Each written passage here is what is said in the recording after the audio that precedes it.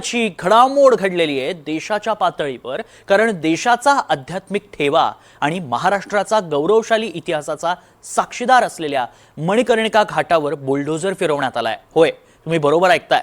अहिल्यादेवी होळकर यांनी बांधणी केलेला हा घाट विकासाच्या नावाखाली ध्वस्त केला गेलाय।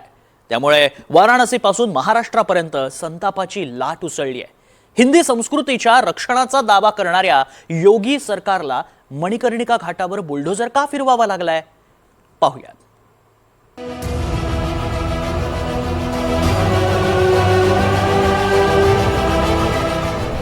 अहिल्यादेवींच्या ऐतिहासिक ठेव्यावर बुलडोझर फिरला।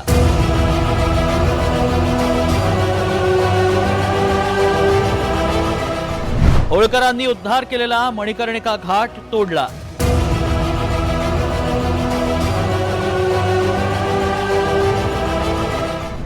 वाराणसीपासून महाराष्ट्रापर्यंत संतापाची लाट।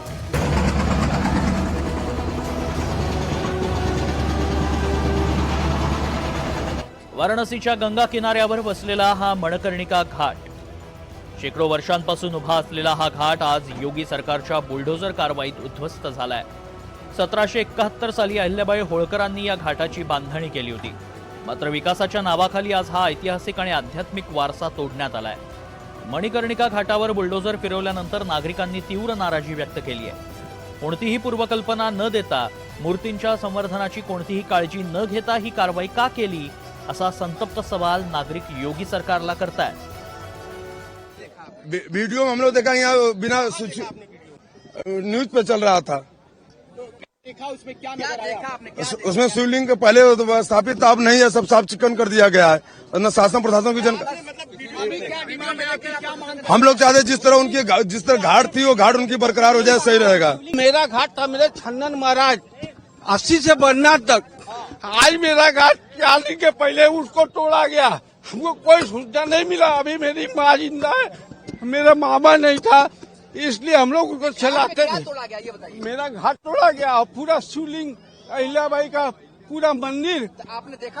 हाँ बिल्कुल देखा, 4 दिन पहले हमने देखा था। हाँ, लोगों को भ्रम फैला हुआ है, लेकिन अभी हम आके मौके पर हम देखते हैं।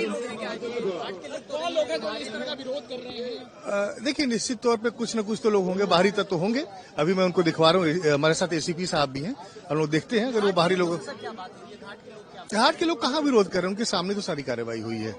तो अभी पोकलैंड वगैरह जो था वो सब रवाना कर दिया गया है क्या? विकास का काम अभी भी चूंकि अभी ये लोग आए हैं, अभी हम लोग उसकी जांच कर लेंगे। जांच करने के बाद फिर जैसा भी होगा कार्रवाई चालू करेंगे, उच्च अधिकारियों से संपर्क करेंगे। मणिकर्णिका घाट हा वाराणसीमधील 84 घाटांपैकी सर्वात महत्त्वाचा घाट मानला जातो। कोट्यावधी देशवासियांसाठी हे धार्मिक आणि ऐतिहासिक दृष्ट्या महत्त्वाचं ठिकाण, मात्र सरकारनं विकासाच्या नावाखाली इथं मनमानी कारभार चालवल्याचा आरोप काँग्रेसनं केलाय। अभी पानी मिली कहाँ रहा, दूषित पानी अभी भी। वो तो पूरी पाइपलाइन जब तक नहीं बदले, मैंने तो कैलाश को कहा यार इतने लाखों करोड़ों रुपए तेरे पास है, एक एक घर में एक एक आरो दिया यार, तो जनता वापस तेरी वाहवाही करने लग जाएगी। अच्छा उपाय बताया, अच्छे उपाय इनको अच्छे नहीं लगते। हाँ, अभी तो आरो एक मैंने लगा वितरण, क्या जो दिव्यांग लोग हैं उनकी मांग आई थी, मैंने भेजे 1-2 आरो और भेजूंगा कांग्रेस के साथियों की मदद से। दिव्यांग लोग वहाँ इतनी बड़ी, हम तो बीपीएल सूची में, अभी गरीबी रेखा की सूची में, कांग्रेस के लोग फिर भी कर रहे हैं। विरोधाची ही लाट महाराष्ट्रातही पोहोचली आहे। मणिकर्णिका घाट आणि होळकर घराण्याचा फार जवळचा संबंध आहे। अहिल्याबाई होळकर यांच्या शासन काळात या घाटाची बांधणी झाली होती, त्यामुळे अहिल्यादेवींच्या इतिहासावरच बुलडोझर फिरवणं हे संतापजनक असल्याचं म्हटलं जात आहे। हा घाट तत्काळ पूर्ववत बांधण्यात यावा आणि या प्रकरणाची सखोल चौकशी करावी, अशी मागणी शरद पवार गटाचे नेते रोहित पवारांनी केली आहे। वाराणसीमध्ये पुण्यश्लोक अहिल्यादेवी होळकरांनी जीर्णोद्धार केलेल्या गंगेच्या काठावरील मणिकर्णिका घाट स्थानिक प्रशासनानं तोडला असून ही कृती अत्यंत संतापजनक आणि निषेधार्ह आहे। या केवळ एक वास्तू नाहीत, तर पुण्यश्लोक अहिल्यादेवी होळकरांच्या उत्तुंग कर्तृत्वाचा अनमोल ठेवा आहे। त्यांचं जतन आणि संवर्धन करण्याऐवजी त्या अशा प्रकारे उद्ध्वस्त केल्या जात असतील तर हे अत्यंत चुकीचं आहेच, पण आपला दैदिप्यमान इतिहास पुसण्याचा गुन्हाही आहे। उत्तर प्रदेश सरकारनं हा घाट पूर्ववत बांधावाच आणि या प्रकरणाची सखोल चौकशी करून या प्रकरणी दोषी असलेल्यांविरोधात कठोर कारवाई करावी, तसंच महाराष्ट्र सरकारनंही या प्रकरणी लक्ष घालावं, ही विनंती। मणिकर्णिका घाटाचा इतिहास हिंदू पौराणिक कथांशीही जोडला गेलाय। पौराणिक मान्यतेनुसार इथेच पार्वतीच्या कानातले आभूषण पडले होते, म्हणून या घाटाला मणिकर्णिका असं नाव मिळाल्याचं सांगितलं जातं. हा वाराणसीमधील सर्वात पवित्र स्मशान घाट मानला जातो. इथं अंत्यसंस्कार केल्यानं मृत व्यक्तीला मोक्ष मिळतो आणि पुनर्जन्माच्या चक्रातून त्याची सुटका होते अशी दृढ श्रद्धा आहे. इथं मरणाऱ्या व्यक्तीच्या कानात भगवान शिव स्वतः तारक मंत्र म्हणतात, जो मोक्षासाठी महत्वाचा असल्याची आख्यायिका सांगितली जाते. मणिकर्णिका हा ऐतिहासिक घाट जो आहे, या घाटाची निर्मिती साधारणतः इसवी सन पूर्वच्या अगोदर झालेली आहे. इसवी सन 5व्या शतकामध्ये गुप्ता शिलालेखामध्ये याचा आपण बघितलं संदर्भ आढळतो. खरं तर काशी विश्वेश्वराचं मंदिर हे प्राचीन आणि अतिशय प्रसिद्ध असलेलं शिवमंदिर आहे.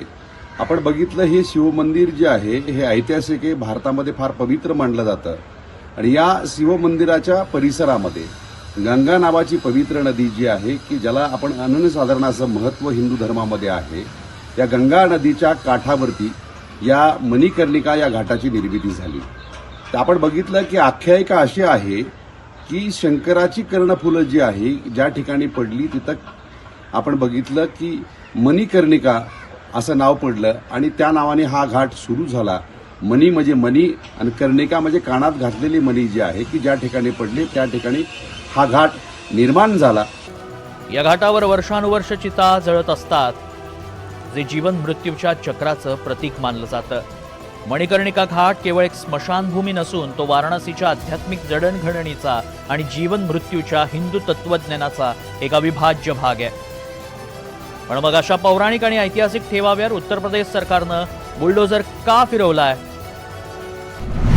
तर मणिकर्णिका घाट परिसरात सुमारे 18 कोटी रुपये खर्चून स्मशानभूमी विकास प्रकल्प प्रस्तावित आहे. या प्रकल्पाचं भूमिपूजन 2023 मध्ये पंतप्रधान मोदींच्या हस्ते करण्यात आलं होतं. या प्रकल्पाअंतर्गत सुमारे 29,350 चौरस मीटर क्षेत्रात बांधकाम केलं जाणार आहे. ज्या भागात तोडकाम केलं तिथे अहिल्यादेवींच्या शिव आराधनेशी संबंधित प्रतिमा स्थापित होत्या.